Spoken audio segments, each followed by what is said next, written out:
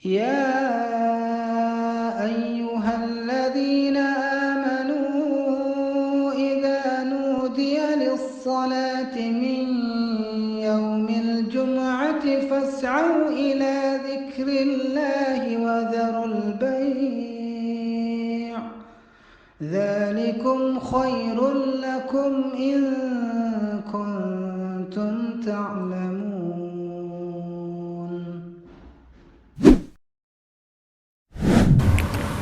Assalamualaikum warahmatullahi wabarakatuh.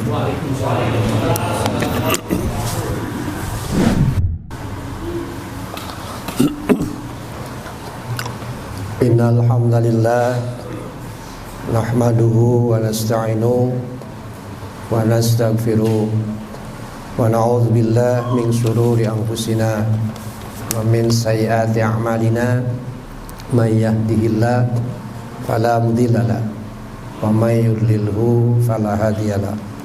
Asyhadu an la ilaha illallah wahdahu la syarikalah ilaha wahida wa asyhadu anna Muhammadan abduhu wa rasuluh la nabiyya ba'da. Allahumma shalli wa sallim ala Rasulillah sallallahu alaihi wasallam uswatun hasanah wa ala alihi wa ashabihi wa mawalah la haula wa la quwwata illa billah.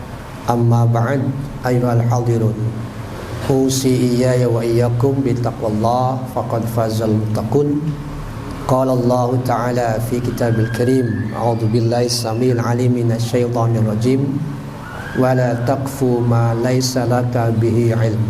Wa qala Allah ta'ala aidan, wa may yu'azzim sya'airallah fa innaha min taqwal qulub. Jamaah Jumat yang dirahmati Allah, masjid adalah bagian dari syiar Islam, termasuk di dalam aktivitasnya. Ketika seorang muslim enggan menjadikan masjid sebagai pusat peradaban ilmu, boleh jadi yang bersangkutan ada penghalang-penghalang ruhani yang kalau dia tidak segera mengobatinya, cepat atau lambat, dalam bahasa Quran akan semakin bertambah penyakit itu. Khawatir berujung pada kuatnya sifat-sifat munafik. Pada kesempatan yang singkat ini kita coba membahas satu hadis dan beberapa ayat Quran yang setidaknya bisa menguatkan kita bagaimana menghindari sekaligus memilih yang menghindari yang terburuk dan memilih yang terbaik. Kita ambil sebuah riwayat yang sangat menarik dari sebuah hadis di dalam Sahih Bukhari. Hadis ini juga terdapat di dalam beberapa kitab yang lain, ada Sahih Muslim dan juga At-Tirmidzi. Disebutkan bahwa Abu Waqid Al-Laitsi menuturkan, ketika Rasulullah SAW berada di masjid, tiba-tiba datanglah 3 orang. Tepatnya hadis itu kalimatnya jalisun fil masjidi wan nasu ma'ah, bahwa pada saat beliau sedang duduk di sebuah masjid halaqah, datanglah beberapa 3 orang tadi. Aqbala salah satu nafar. Uniknya 3 orang yang datang ke masjid tadi tidak seluruhnya masuk ke dalam masjid. Jadi salah satu nafar, 3 orang yang datang ke masjid. Fa aqbala isnani ila Rasulillah sallallahu alaihi wasallam. 2 orang masuk ke dalam masjid, isnani. Sementara wazahaba wahid, dan seorang yang pergi, tidak masuk ke masjid, kembali entah kemana. Tidak disebutkan di sini orang yang pergi dari masjid itu kemana. Yang pasti dia menjauh dari masjid. Fa waqafa ala Rasulillah SAW. Ketika beliau selesai menerangkan kajian ilmu pada hari itu, maka beliau kemudian bertanya kepada para sahabat, ala ukhbirukum anin nafari as-salasa, Maukah kalian aku terangkan, aku jelaskan siapa 3 orang yang dimaksud. Kemudian beliau memaparkan 3 orang yang dimaksud tadi. Sekali lagi, 3 orang yang mendatangi masjid. Zahaba wahid, seorang menjauh pergi, 2 orang masuk. Apakah 2 orang yang masuk itu responnya sama terkait dengan kajian ilmu yang dilakukan Rasulullah SAW? Ternyata berbeda. Yang satu mengambil posisi fajalasa khalfahum, duduk di paling belakang. Kenapa? Nanti Rasulullah menerangkan. Yang satunya lagi justru fajalasa fiha, dia duduk sambil mencari furjatan minal halaqah, mencari tempat yang paling lapang, paling nyaman agar bisa berinteraksi dengan Rasulullah SAW secara tatap muka. 3 orang ini kemudian beliau paparkan.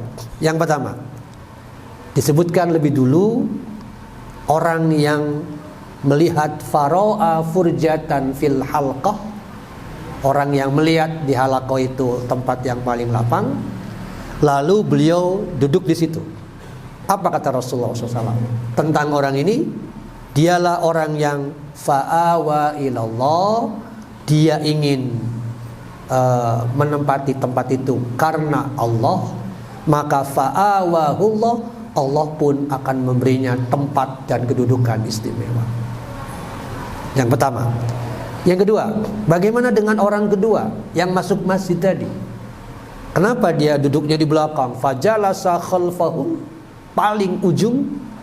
Rasulullah SAW memberikan alasan, fastahya, karena dia merasa malu dengan posisi dirinya, dengan status dirinya, sesuatu yang tidak boleh dalam Islam. Betul, malu dalam hadis al-haya'u syu'batun minal iman, tapi dalam konteks malu seperti ini keliru. Maka beliau mengatakan fastahya, orang itu malu kepada Allah, maka fastahyallahu minhu, Allah pun malu kepada yang bersangkutan untuk memberinya kedudukan dan keistimewaan. Yang ketiga adalah orang yang tadi zahaba wahidun, yang menjauh dari masjid, tidak masuk ke dalam. Maka kata Rasul, ammal akhar, adapun orang yang ketiga adalah fa'a'rada, dia menjauh, dia berpaling, maka a'radallahu anhu, Allah pun berpaling kepada yang bersangkutan. Jamaah yang dirahmati Allah, sampai di sini pembahasannya. Pertanyaannya, apa kira-kira al-fuadu, jantungnya hadis, atau al-fawaidu, nilai-nilai manfaat faidah dari hadis ini? Ada 2 garis besar. Nanti masing-masing ada subnya. Tadi sudah dikemukakan bahwa huwa jalisun fil masjidi wan nasu ma'ah, menggambarkan inilah kebiasaan Rasulullah SAW, duduk di masjid melakukan kajian. Jadi kalau semangat mengkaji ilmu, berlapang-lapang diri di dalam masjid ditekankan oleh beliau sejak awal, lalu kenapa kita sebagai muslim enggan melakukan itu? Kalau kita enggan di masjid, enggan memakmurkan masjid, tadi disebutkan temanya takumal masjid, sementara kita sendiri mengaku sebagai muslim, dalam bahasa Quran, hati-hati, ada sesuatu yang membuat kita dijauhkan oleh Allah karena enggan ke masjid, enggan memakmurkan masjid. Coba kita tengok At-Taubah 17-18. 2 ayat ini menekankan satu, kemustahilan memakmurkan masjid. Kedua, menekankan syarat untuk mau memakmurkan masjid. Jadi poin pertama, bahwa semestinya mukmin merasa nyaman, punya sense of belong, rasa memiliki terhadap masjid. Sebab bagi saya, masjid dijamin insya Allah menjadi penyebab diperolehnya perlindungan naungan Allah pada hari kiamat. Belum tentu rumah yang kita cintai, belum tentu rumah yang kita banggakan menjadi penyebab dapatnya naungan Allah. Tapi masjid Meskipun kita tidak ikut serta menyertakan uang untuk pembangunannya, tapi aktif saja sudah luar biasa. Kita lihat tadi At-Taubah 17 menyatakan makana lil musyrikina ayya'muru masajidallah. Orang musyrik itu mustahil memakmurkan masjid karena dia tahu dirinya itu masih kufur. Jadi kalau ada di antara kita tidak peduli pada masjid, tengok hatinya, jangan-jangan kufur. Jangan-jangan ada syirik di sana. Meskipun mungkin bukan syirkul kabir, tapi paling tidak syirkus saghir, syirik kecil. Itu pun tidak boleh kita anggap sepele.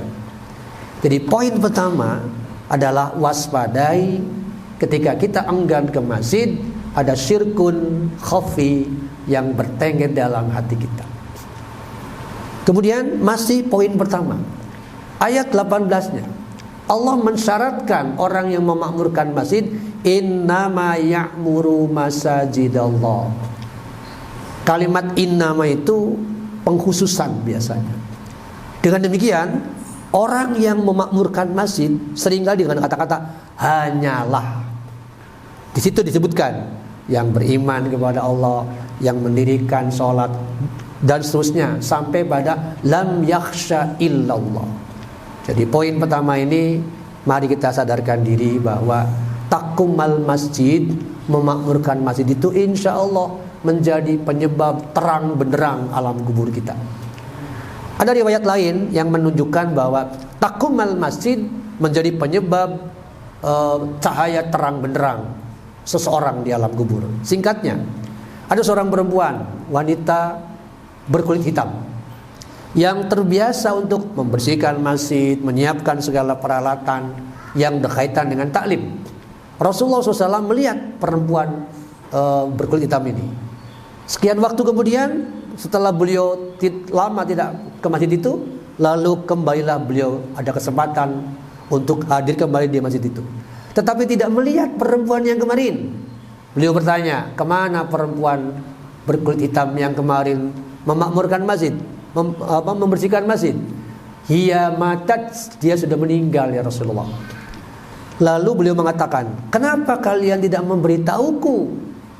Ada sekelompok orang yang menganggap remeh perempuan ini. Maka beliau meminta, dullani ala qabriha, tunjukkan di mana kuburan perempuan itu. Maka ditunjukkanlah. Ketika beliau berdiri di depan kuburannya, beliau bersabda, inna hadhihi qabraha, sungguh kuburan ini zulmatun mamlu'ah, gelap gulita. Kuburan ini sangat gelap. Tapi ada kalimat walakinnallaha yunawwiruha, walakinnallaha yunawwiruha, tapi Allah menerangi kuburan itu dengan amalnya. Jadi jamaah yang dirahmati Allah, cobalah poin pertama ini hayati, munculkan komitmen makmurkan masjid. Jangan jauh dari masjid sambil membuang egoisme. Karena terkadang ada yang orang yang hatinya toksik karena tidak suka terhadap seseorang, padahal masjidnya di depan rumahnya, dia keliling masjidnya ke tempat yang lain. Masya Allah, tidak sadar bahwa di dalam dirinya fi qulubihim maradun. Masjidnya di depan rumah, tapi nggak pernah menginjakan masjid itu, kecuali kalau masjid diror. Jelas, selama masjidnya benar secara pengelolaan, kenapa mesti menjauh? Tidak disadari bahwa fi qulubihim marad. Kalau dibiarkan itu berpenyakit alias toksik, fazadahumullahu marada, Allah akan menambah terus penyakitnya. Yang pertama. Yang kedua, ada 3 sikap terhadap ilmu yang tadi kita lihat ya. Yang pertama adalah zahaba wahid, orang yang cuek terhadap ilmu, gak peduli sama sekali dia. Jangan-jangan ada di antara kita zahaba wahid. Nah, kepada orang yang seperti ini Rasulullah SAW tadi mengatakan a'rado, karena dia enggan, karena dia sering berpaling, a'radallahu an, Allah pun berpaling padanya. Celakanya jamaah, Di surat Toha itu ada ancaman serius kepada mereka yang selalu berpaling dari ilmu dan peringatan. Silakan tengok 20 ayat 124, 125, 126. Di sana berisi ancaman. Man a'rada an dzikri. Siapa yang menjauhi, siapa yang berpaling dari peringatanku, yakni Al-Quran. Sebab di dalam masjid pasti kajiannya Al-Quran, antara lain ya, selain hadis tentu. Maka orang yang selalu berpaling dari peringatan Allah tadi, dari ajakan mempelajari Al-Quran, akan dibutakan matanya. Bukan mata batin, mata hati, tetapi mata zahir. Sebab yang bersangkutan dulunya di dunia mata hatinya buta, maka mata fisiknya di akhirat akan dibutakan. Lalu dia menjerit, Rabbi lima hasyartani a'ma wa qad kuntu basiran. Ya Allah, kenapa hari ini aku buta? Dulu wa qad kuntu basiran, dulu ketika aku di dunia bisa melihat. Lihat lagi surat 17 ayat 72. Orang yang hari ini buta mata hatinya, maka fawa a'ma, dia akan buta mata kepalanya di hari kiamat. Jadi mari kita jauhi sifat respon yang pertama, a'rodo, menjauh dari ilmu. Yang kedua, respon yang juga banyak orang di antara kaum muslim adalah fastahya, selalu terjebak oleh malu. Ayo Pak, kita belajar Quran Pak, belajar agama. Enggak, malu saya belum bisa. Selalu begitu. Malu menjadi penghalang, bukan sebaliknya. Ketidakmampuan menjadi pelecut baginya untuk bisa. Kebanyakan kaum muslim, kalau bahasa psikologi, memiliki efikasi diri yang sangat lemah. Tidak mampu memotivasi dirinya bahwa dia harus berubah. Yang ketiga adalah, ini yang paling istimewa, yakni orang yang pada saat dia melihat ro'a furjatan minal halqa, ketika melihat ada tempat yang lapang, yang lowong, dia segera masuk. Kenapa? Hatinya punya tekad yang kuat untuk berlapang-lapang dalam majelis ilmu, sebab dia yakin Allah akan melapangkan kehidupannya.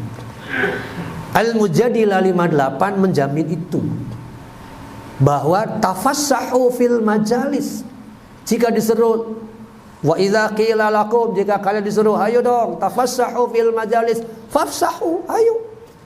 Jika diajak, lapangkanlah, sempatkanlah ke majelis ilmu, hadirkan.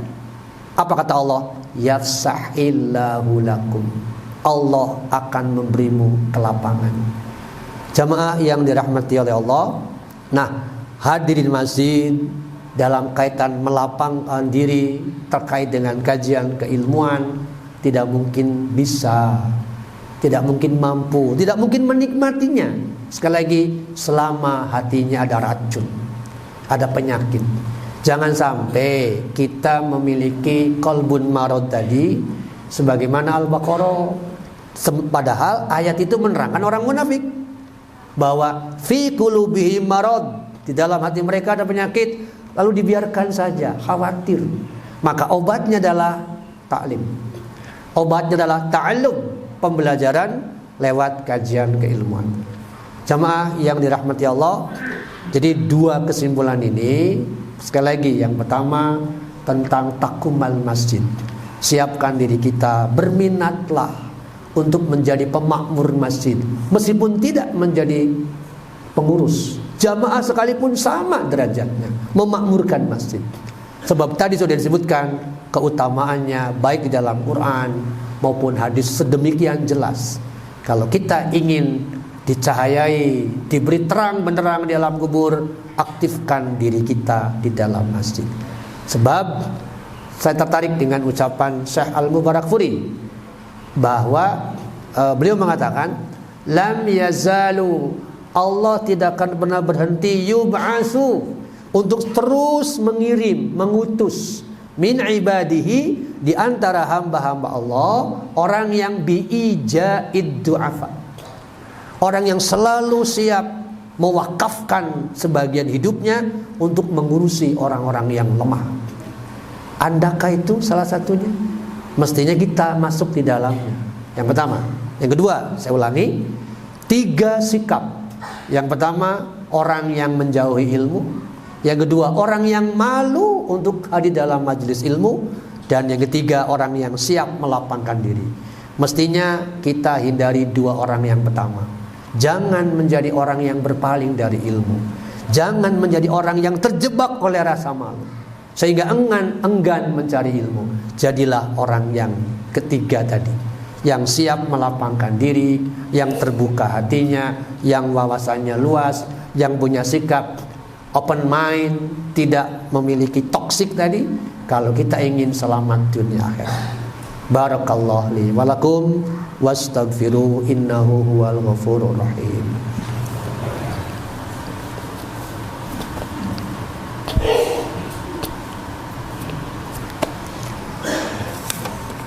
Alhamdulillahirabbil alamin wa bihi nasta'inu ala umurid dunya waddin. Asyhadu an la ilaha illallah wa huwal azizul hakim wa asyhadu anna Muhammadan abduhu wa rasuluh sayyidul mursalin. Allahumma salli wa sallim ala sayyidina Muhammadin wa ala alihi wa ashabihi ajmain. Amma ba'd, ayuhal hadirun, usi iyaya wa iyyakum bittaqwallah faqad fazal muttaqun. Jamaah yang dirahmati Allah, menambahkan tentang poin ketiga bahwa orang yang mestinya kita ambil sikap terhadap ilmu adalah yang melapangkan diri. Kenapa? Karena dalam Islam penekanan dalam beramal itu harus diawali oleh ilmu. Tengoklah surat 17 ayat 36. Allah menegaskan la takfu ma laisa laka bihi ilm. Jangan beramal, jangan bertindak apapun sebelum ada ilmunya. Apapun berbasis ilmu. Bahkan terkenal sekali ucapan Imam Syafi'i rahimahullah. Membangun dunia harus dengan ilmu. Mencari akhirat harus dengan ilmu. Untuk meraih dua-duanya, dunia dan akhirat, harus dengan ilmu. Tetapi penghalang ilmu, khususnya Quran, ada pada hati. Ketika hati takwa dikuasai oleh nilai-nilai ketakwaan, insya Allah kita akan sangat mudah meminati kajian-kajian, apalagi di dalam masjid, sebagaimana yang sudah disebutkan. Semoga Allah mumpung di bulan Ramadan memberi kita satu kelapangan hati, sekaligus membersihkan semua penyakit dalam hati kita. Lebih-lebih di 10 hari terakhir, jadikan momentum untuk melakukan perbaikan diri. Mohonlah kepada Allah, ya Allah, bersihkan hati hamba, bersihkan dari segala penyakit batin. Sebab kalau kita kematian di dalam keadaan seperti itu, naudzubillah, bisa menjadi su'ul khatimah. Hamdan yuafi ni'amah wa yukafi mazidah ya rabbana lakal hamd kama yanbaghi lahu wajhikal karim wa li 'azimi sultanik walhamdulillahi rabbil alamin. Allahumma ighfir lana warhamna wa li walidaina wa li azwajina wa li dzurriyyatina wa li jamil muslimina wal muslimat al ahya'i minhum wal amwat bi rahmatika ya arhamar rahimin. Allahumma innaka 'afuwun tuhibbul 'afwa fa'fu 'anna. Allahumma innaka 'afuwun tuhibbul 'afwa fa'fu 'anna. Allahumma innaka 'afuwun tuhibbul 'afwa fa'fu 'anna. Rabbana zalamna anfusana wa illam taghfir lana wa tarhamna lanakunanna minal khasirin. Allahumma hdina ila siratal mustaqim siratal ladzina an'amta 'alaihim ghairil maghdubi 'alaihim waladdallin. Rabbana atina fid dunya hasanah wa fil akhirati hasanah wa qina adzabannar. Subhana rabbika rabbil izzati amma yasifun. Salamun alal mursalin walhamdulillahi rabbil alamin.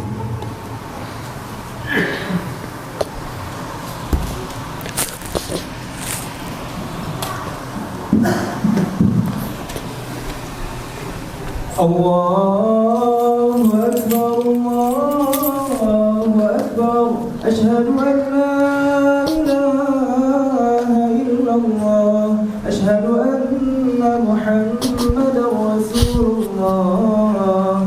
Hayya 'alas shalah, hayya 'alal falah. Qad qamatis shalah, qad qamatis shalah. Allahu akbar, Allahu akbar.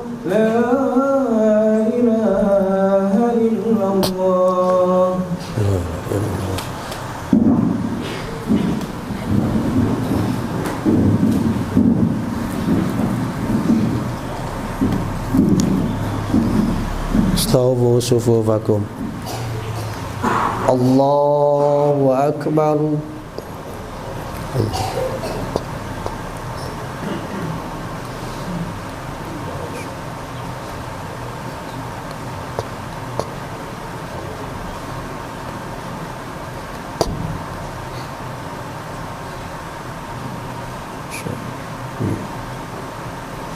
Bismillahirrahmanirrahim. Alhamdulillahi rabbil alamin. Ar-Rahmanir-Rahim. Maliki yaumiddin. Iyyaka na'budu wa iyyaka nasta'in. Ihdinas siratal mustaqim. Siratal ladzina an'amta 'alaihim ghairil maghdubi 'alaihim waladdallin. Amin.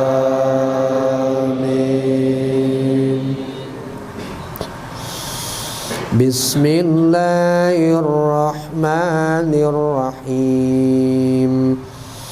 Idza zulzilatil ardu zilzalaha wa akhrajatil ardu athqalaha wa qalal insanu ma laha yawma idzin tuhadditsu akhbaraha bi anna rabbaka awha laha yawma idzin yasdurun nasu ashtatan liyuraw a'malahum faman ya'mal mithqala dzarratin khairan yarah wa man ya'mal mithqala dzarratin syarran yarah. Allahu Akbar.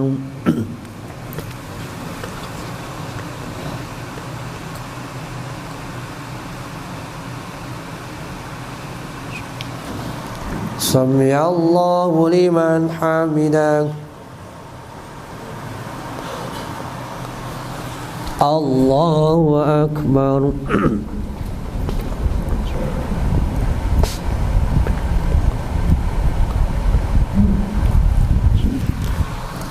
Allahu Akbar.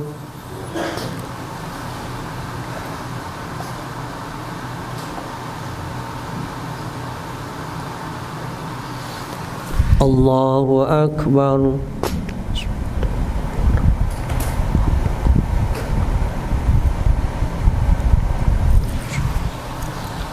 Allahu Akbar.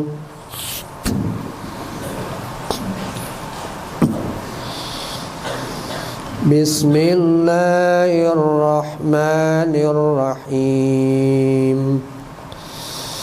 Alhamdulillahi rabbil alamin. Ar-Rahmanir-Rahim. Maliki yaumiddin. Iyyaka na'budu wa iyyaka nasta'in. Ihdinas siratal mustaqim. Siratal ladzina an'amta 'alaihim ghairil maghdubi 'alaihim waladdallin. Amin.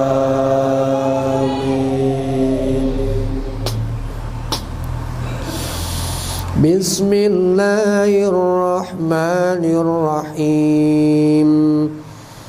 Idza jaa nasrullahi wal fath wa ra'aitan nasa yadkhuluna fi dinillahi afwaja fasabbih bihamdi rabbika wastaghfirhu innahu kana tawwaba.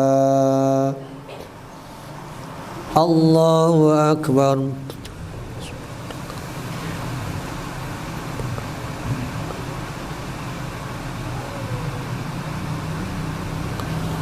Sami'allahu liman hamidah. Allahu Akbar.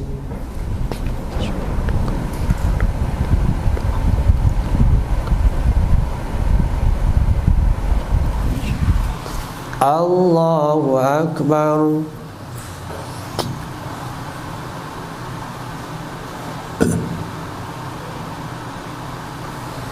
Allahu Akbar.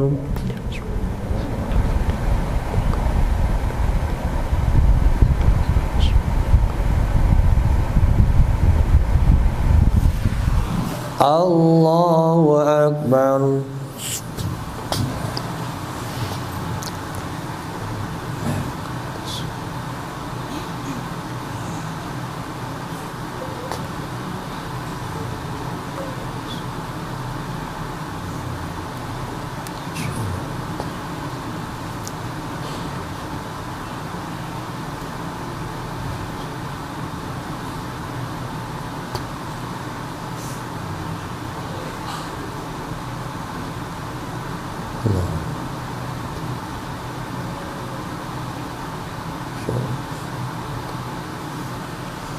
Assalamualaikum warahmatullahi. Assalamualaikum warahmatullahi.